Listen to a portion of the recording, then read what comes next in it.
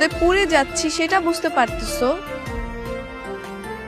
তো ছাতা নিয়ে আসবা না? ভাবি ডাকছো, কিন্তু ভাবি কোনো সেবা যত্নই করছো না। আমরা কারো সেবা যত্ন করি না, সবাই আমগুর সেবা যত্ন করে। এটা তো ভুল কথা দেবর মশাই। আমি তো তোমাদের ভাবি, সবার মতো না, সবচেয়ে স্পেশাল। আরে ওইসব তো মজা করে কইছি, গায়ে পরে আমাদের সাথে লাগতে এসো না, এখান থেকে যাও। এলাকার সব মেয়েরে আমরা ভাবি ডাকি। ও তাই নাকি? কিন্তু যার জন্য ভাবি ডেকেছো সে তো চুপচাপ বসে আছে, তার সঙ্গে পরিচয় করিয়ে দিবা না?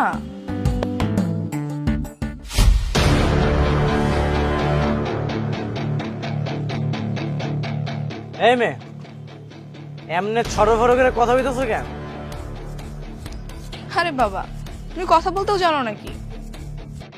আমি তো